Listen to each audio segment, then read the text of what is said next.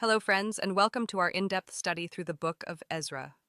Today, we're transitioning to chapter 7, which introduces Ezra himself and his God-ordained mission to Jerusalem under King Artaxerxes.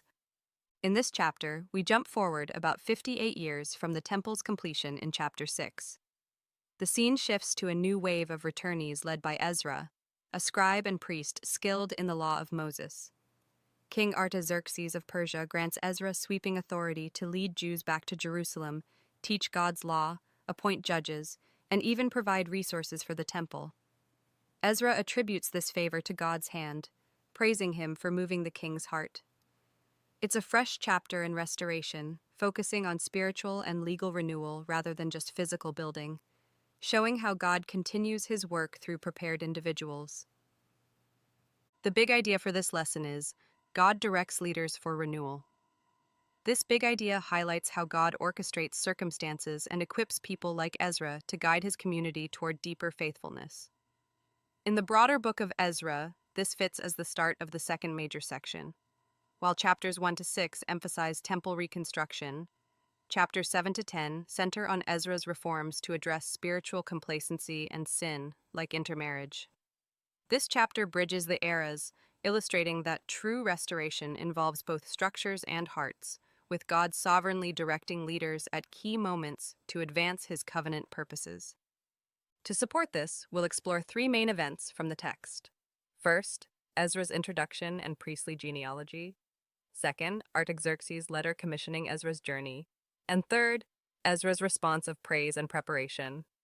Let's begin with the first event, Ezra's introduction and priestly genealogy. We'll read the relevant verses from Ezra chapter 7, verses 1 through 6, and then verse 10 in the New International Version. After these things, during the reign of Artaxerxes, king of Persia, Ezra son of Sariah, the son of Azariah, the son of Hilkiah, the son of Shallum, the son of Zadok, the son of Ahitub, the son of Amariah, the son of Azariah, the son of Marioth, the son of Zerahiah, the son of Uzzi, the son of Buki, the son of Abishua, the son of Phinehas, the son of Eleazar, the son of Aaron the chief priest. This Ezra came up from Babylon. He was a teacher well versed in the law of Moses, which the Lord, the God of Israel, had given. The king had granted him everything he asked, for the hand of the Lord his God was on him. For Ezra had devoted himself to the study and observance of the law of the Lord, and to teaching its decrees and laws in Israel. Now let's observe what's here. The phrase "after these things" signals the time gap to Artaxerxes' reign, around 458 BC. Ezra's genealogy traces back 16 generations to Aaron, the first high priest, emphasizing his legitimacy. He's described as a scribe, a skilled copier and interpreter of scriptures, and a teacher devoted to studying, practicing, and teaching the law. The hand of the Lord on him indicates divine favor, enabling his requests to the king. To explain and interpret this event, genealogies in the Bible aren't just lists. They establish identity and authority, especially for priests. Aaron's line was crucial for temple service, as per Exodus and Leviticus, ensuring only qualified people handled holy duties. Ezra's expertise in the law of Moses, the Torah, including Genesis through Deuteronomy, made him ideal for reform. In Persian context, scribes were respected administrators, so Ezra's role blended religious and civil authority. The text stresses his personal devotion. He didn't just know the law intellectually, but lived it and taught it.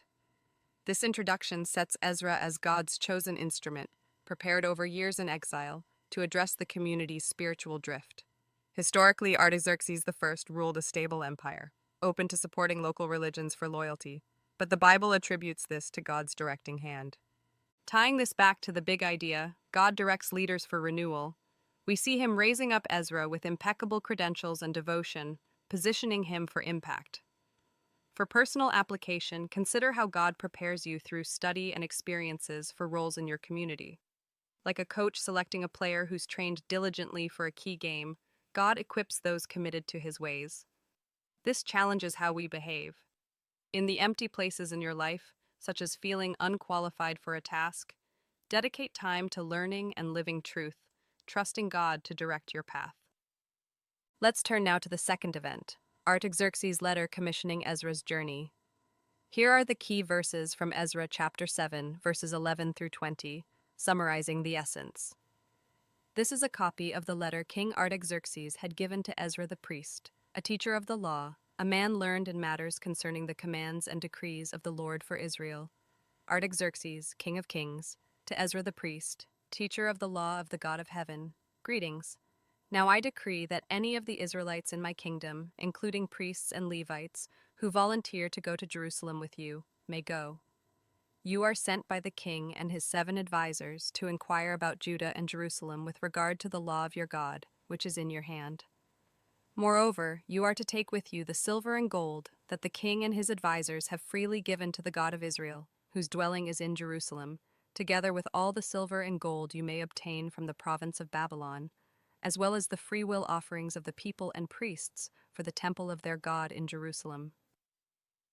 With this money be sure to buy bulls, rams, and male lambs, together with their grain offerings and drink offerings, and sacrifice them on the altar of the temple of your God in Jerusalem. You and your fellow Israelites may then do whatever seems best with the rest of the silver and gold, in accordance with the will of your God. Deliver to the God of Jerusalem all the articles entrusted to you for worship in the temple of your God, and anything else needed for the temple of your God that you are responsible to supply, you may provide from the royal treasury. Observing the text, the letter is in Aramaic, the Persian administrative language, addressing Ezra as priest and teacher. It permits voluntary returnees, tasks Ezra to inspect Judah's adherence to God's law, provides royal donations of silver and gold, authorizes fundraising, and covers temple needs from the treasury. The 7 advisors were key Persian counselors, adding weight. Interpreting this, the commission is remarkably broad. Ezra gets travel rights, investigative powers, and financial backing. The law in your hand likely means a scroll of the Torah symbolizing authority. Sacrifices and offerings tie to temple worship, enhancing its beauty and function. Beautify in verse 27 implies adorning or equipping. In Persian terms, this decree fits their policy of empowering local leaders for stability, but biblically, it's God directing the king, as in Proverbs 21. It echoes Cyrus's decree, but focuses on people and teaching, not just building. This empowers Ezra to enforce reforms, setting up chapters 8 to 10.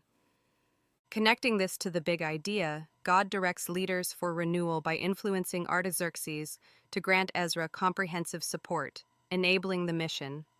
Think of it like a sponsor outfitting an explorer with maps, funds, and team for a vital journey, everything needed for success. For application, this applies to sensing a call to lead or change. Maybe you're prompted to start a Bible study or advocate for justice. God can provide resources through unlikely sources. This text challenges what we believe. Do we limit God to spiritual means or see him working through secular systems? In the empty places in your life, like lacking support for growth, pray for divine direction to open doors. Let's examine the third event, Ezra's response of praise and preparation. We'll read from Ezra chapter 7, verses 27 and 28.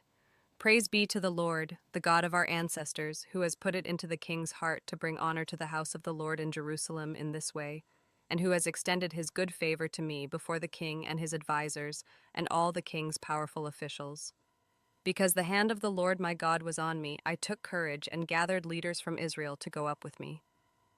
Observing closely, Ezra switches to first-person narrative, bursting into praise for God influencing the king and showing favor. He credits the hand of the Lord twice, then gathers Israelite leaders for the journey, showing immediate action. To explain and interpret, this praise reflects humility. Ezra doesn't boast of his negotiations, but sees God's sovereignty.